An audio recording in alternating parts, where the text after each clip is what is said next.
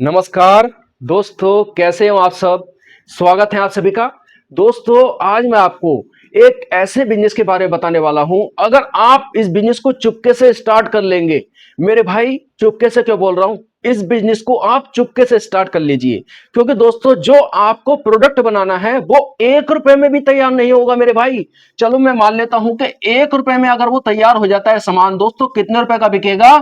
10 रुपए का बिक जाएगा मेरे भाई, 10 रुपए का। मैं आज आपके लिए एक ऐसा बिजनेस लेकर आया हूं, आप इस बिजनेस को चुपके से स्टार्ट करके बहुत अच्छा पैसा कमा सकते हैं। दोस्तों मैं आपको बता दूं, लोग बिजनेस करते हैं, बताते नहीं है मेरे भाई। बहुत कम लोग हैं जो बता देते हैं। मैं आपको बता दूं दोस्तों, मान लीजिए आप किसी से मालूम करेंगे, कोई भी व्यक्ति है, आप दुआ सलाम करेंगे, उससे मालूम करेंगे भैया कैसा काम चल रहा है, तो वो कहेंगे हाँ बहुत अच्छा चल रहा है मेरा काम तो। लेकिन उस व्यक्ति से बाद में आप कहना भैया मैं इस बिजनेस को करना चाहता हूं, कि ये बिजनेस कैसा चल रहा है, तो दोस्तों कहेंगे नहीं ये तो खराब चल रहा है, ये तो बिजनेस ठीक नहीं है, ये तो मैं पता नहीं कैसे कर रहा हूं, बस मुझे तो मजबूरी में करना पड़ रहा है कि मुझे इतना समय हो गया करते हुए, मुझे इतना मतलब इतना टाइम हो गया इस बिजनेस को करते हुए, तो मैं इसलिए कर रहा हूं, मजबूरन कर रहा हूं, इसमें कोई ज्यादा कमाई नहीं है, कोई फायदा नहीं है। दोस्तों ऐसे ही करेंगे वो आपसे, कोई नहीं बताना चाहता दोस्तों।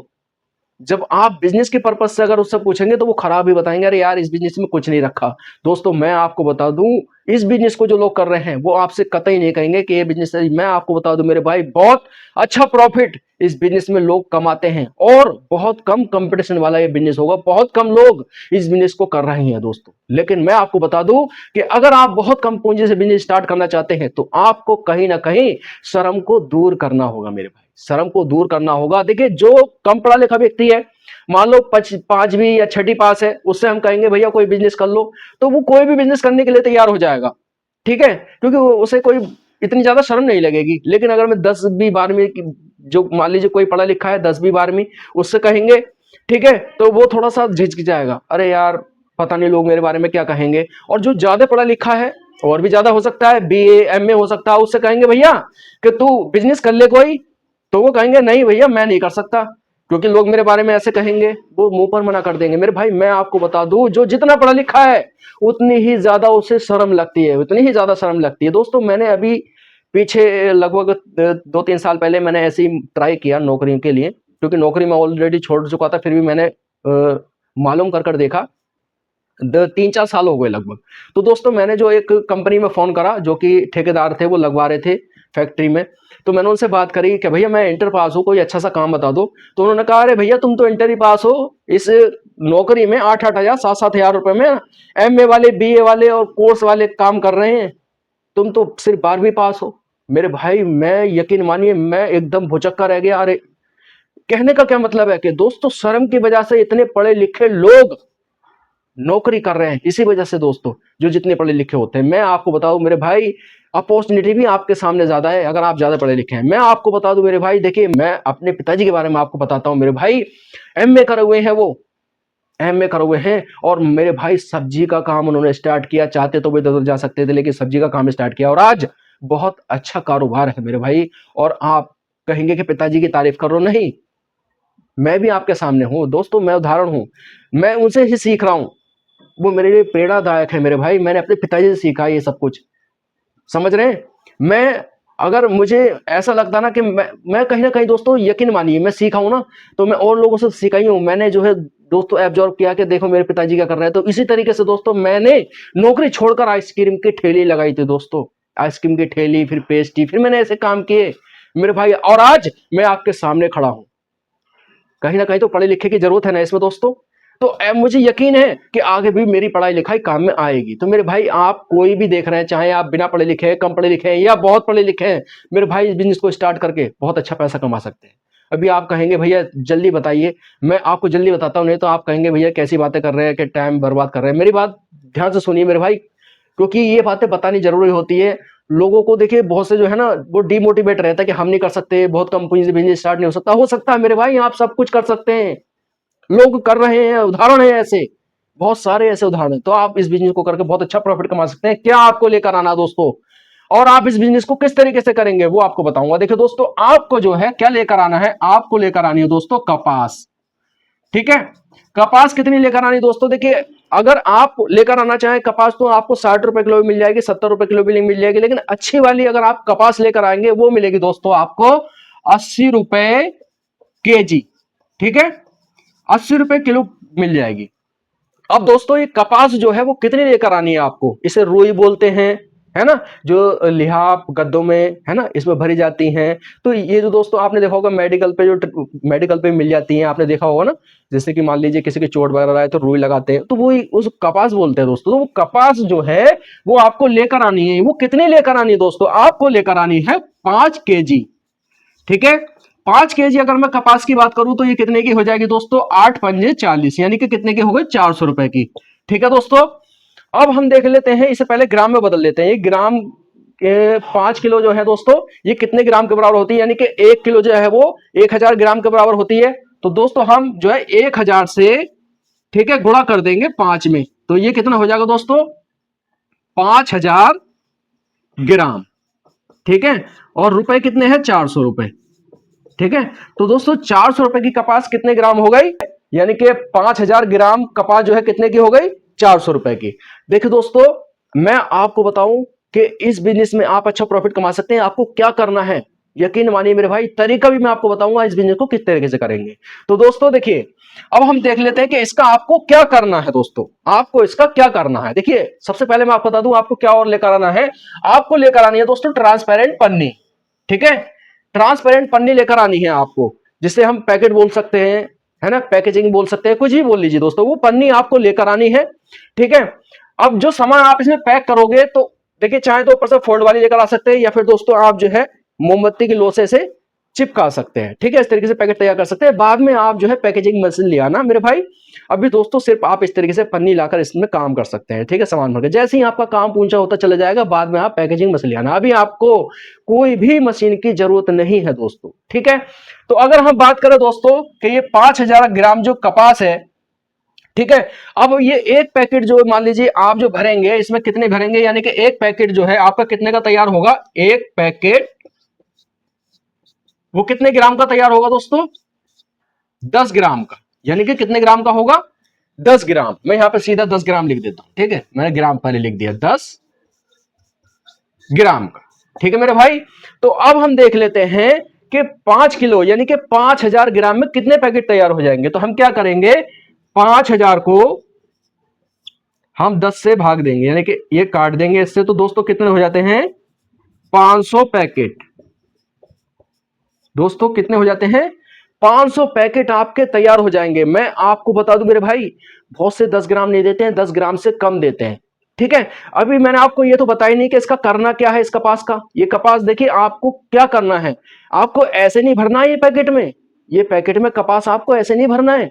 आपको क्या बनानी है दोस्तों? आपको बनानी है बत्ती, जिसे रुई बत्ती बोलते हैं। जो गोल तरह की बत्ती होती है, पतली बत्ती होती है, ये बत्ती आपको तैयार करनी है दोस्तों। ये किस काम में आती हैं?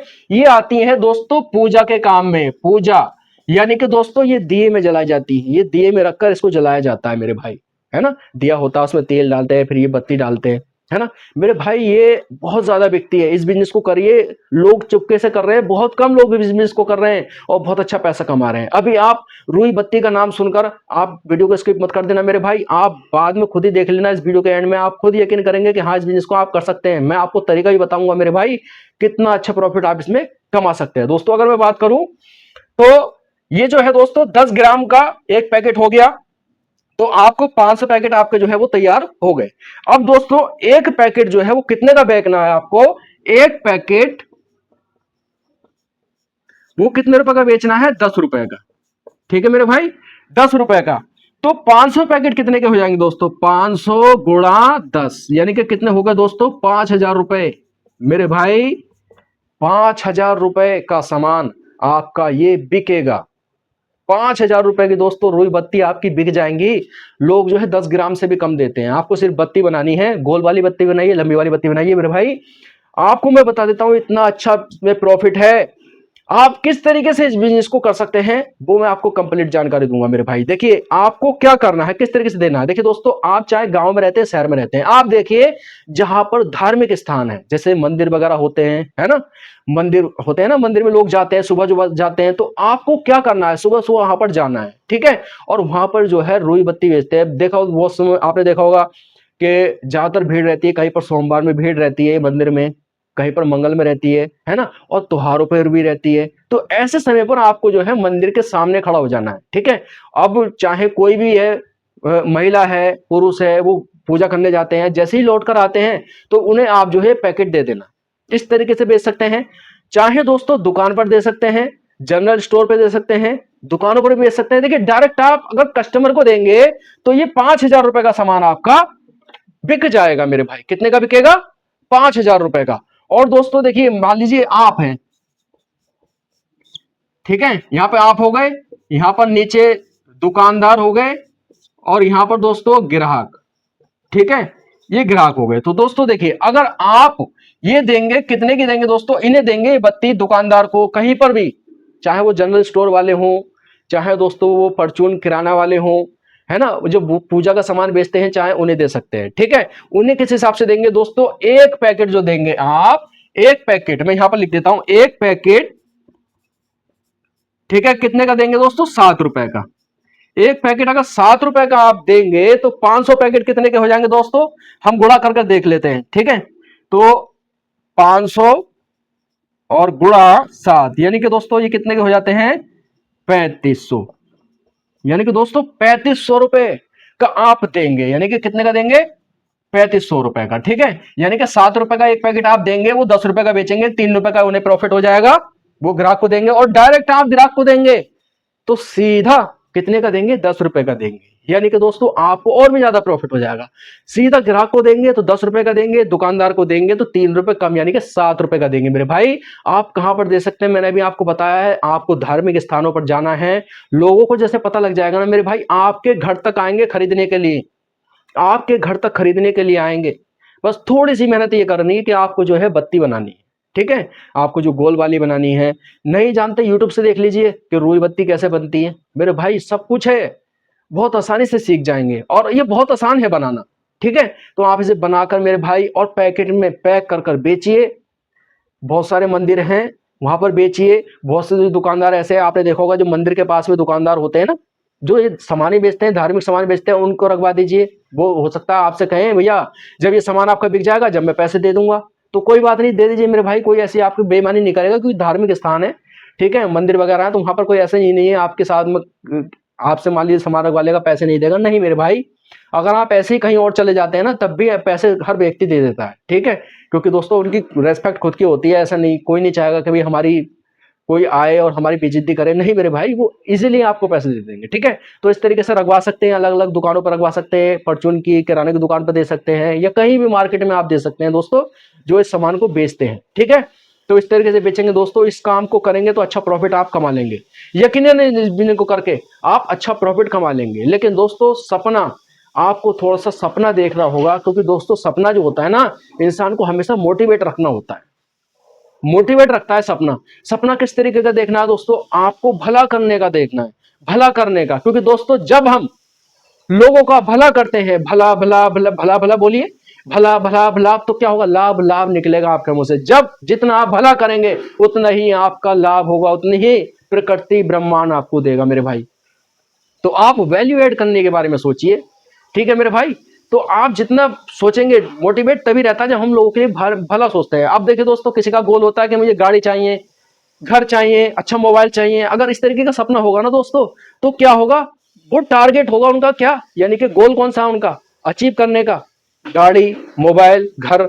तो वो उल्टे सीधे काम करेंगे, उल्टे सीधे काम करेंगे मेरे भाई। और मेरे भाई आपको पता है कि जो अच्छे और भले काम करता है ना, आपने देखा होगा सत्संग में कहते हैं कि यार भाई, कि कहते हैं ना कि पैसों के पीछे मत पड़ो, पैसों पर इतना ध्यान मत दो, पैसा ही सब कुछ नहीं होता है, कहते हैं ना सत्संग में। और उनके ही पास में ये सारी चीजें होती हैं मेरे भाई। जो इन चीजों से भागता है, जो लोगों के लिए वैल्यू ऐड करता है, लोगों के फायदे के बारे में सोचता है, तो ये ऑटोमेटिक मोबाइल हो, गाड़ी हो, घर हो, ऑटोमेटिक उसके पास खिसकर चले आता है।